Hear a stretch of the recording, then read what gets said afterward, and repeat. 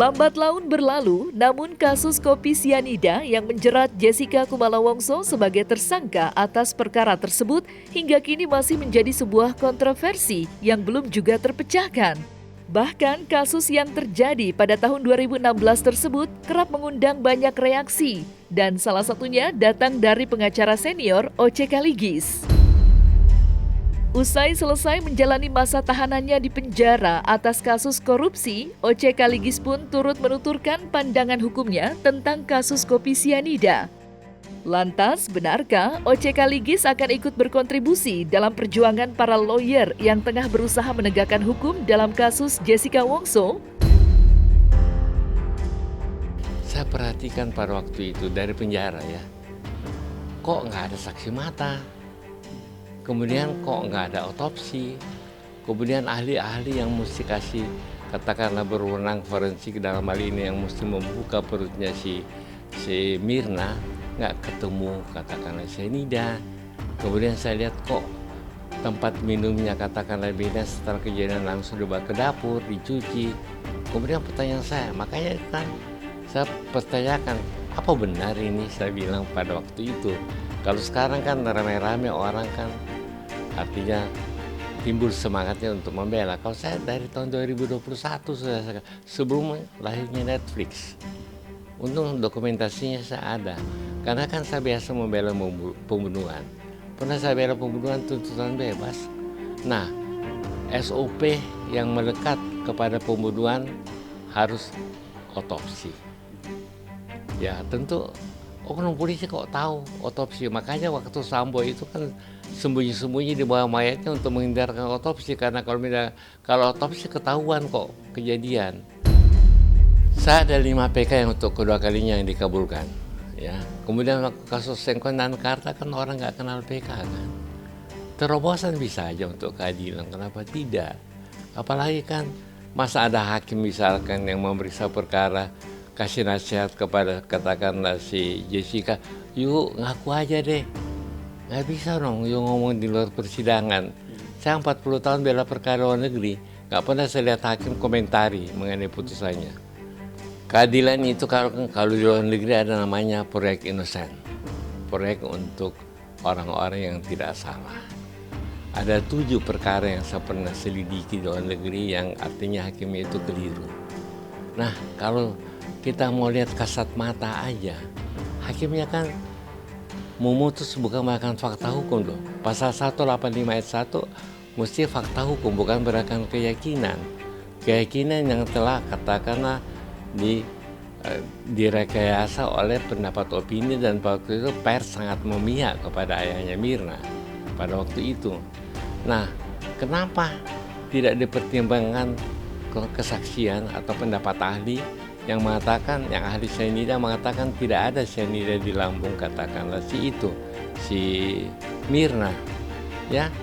Makanya saya ini bukan ikut-ikutan cari panggung, karena saya sudah menulis sebelum Netflix, saya katakan diperkuat.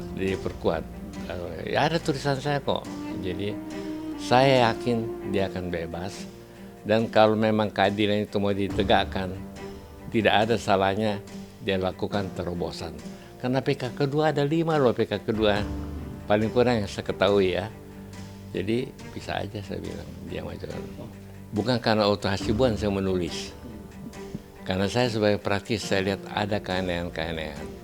Kalau kebetulan orang sekarang menulis dan berpendapat karena Netflix, saya bukan karena Netflix sama sekali, karena keyakinan saya. Baca aja nanti di tulisan saya, meragukan karena tidak ada saksi mata loh. Semua saksi keyakinan ditimbulkan karena apa? Karena opini telah digiring. Nah mungkin ya ada yang berpendapat bahwa ini kesalahan dari si Murti, Krishnamurti. Saya juga tahu bahwa Krishnamurti pasti mestinya dia lakukan otopsi pada saat kejadian. Dia juga sadar pada waktu itu. Tapi mungkin ya barangkali ya oknum polisi nggak mau dipersalahkan gara-gara itu kan. Ya, semua katakan 15 hakim udah memutus bersalah. Emangnya kalau 15 hakim kenapa dia nggak berani pertimbangkan? Kalau saya hakim, si Beng sama dengar pendapat kau. Di luar katakanlah dia nggak mempunyai visi. Kalau nggak kan melalui video aja sudah bisa kok sekarang, ya kan? Saya yakin dia nggak salah. Ternyata ya, yang mesti diadili katakanlah si Bibi Chandra, Abraham Samad, kemudian si Bambang Wijayanto, kemudian novel yang perkaranya telah P21 mereka bebas. Saya benar-benar pada waktu kejadian Anda boleh baca deh, boleh buka Google. Itu saya nggak di situ. Dikasihnya bukan uang suap loh, uang THR. Jadi saya bilang saya dikerjain. Yang katakanlah Miranda Gultom apa salahnya coba tanpa kan pembuat keputusan bukan dia. Jadi ada buku saya Berdoa pada yang Sesat. Saya bahagia masuk penjara karena pengalaman saya sebagai pengacara paripurna. 40 tahun saya bela perkara di luar negeri loh. 2 kali ketemu Obama pada waktu itu, anggota PBB 3 tahun. Tapi di dalam bisa bikin 17 buku itu berarti bagaimana sibuknya saya. Terseretnya nama Edi Darmawan yang diduga telah menghilangkan barang bukti berupa rekaman CCTV hingga sampai saat ini masih terus diperdebatkan oleh para advokat pembela keadilan untuk Jessica. Hal itu didasari oleh banyaknya kejanggalan yang dicurigai sebagai awal mula terciptanya kontroversi yang terjadi pada kasus kopi sianida. Lantas, seperti apa pakar hukum melihat kontroversi demi kontroversi yang terjadi dalam viralnya kasus kopi sianida Jessica Wongso? Saya sebagai praktisi hukum melihat ini artinya sebagai tim Otto Hasibuan ini, ya kan, bahasanya mungkin kurang pas kalau yang pasang badan, tapi yang jelas seperti apa yang digaungkan oleh Pak Otto Hasibuan sebagai Ketua Foradi yang mengkoordinatori tentang masalah ini adalah beliau itu kan mengajak semua para advokat memperjuangkan keadilan di negara ini terhadap proses hukum. Karena beliau Pak Otto selaku kuasa hukum yang langsung menangani kasusnya Jessica ini di dalam proses persidangan, mulai dari tingkat pengadilan negeri, pengadilan tinggi, terus kasasi, ya kan, sampai Mahkamah Agung. Kan beliau yang tahu persis mengikuti ini. Jadi menurut informasi yang kita dengar banyak di media maupun yang dari Pak Otto sendiri, bahwa banyak ada kejanggalan-kejanggalan, adalah kejanggalan-kejanggalan yang dianggap secara hukum. Salah satu contoh bahwa hukum pidana itu harus minimal 2 alat bukti, harus dimiliki 2 alat bukti. Sedangkan ini yang kita dengar selalu digaungkan Pak Otto kan ini tidak ada 2 alat bukti, tapi bisa diputuskan. Artinya ini kan seperti tidak selaras, tidak bertentangan dengan, tidak sejalan dengan hukum acara, kan begitu. Jadi ini yang saya lihat diperjuangkan.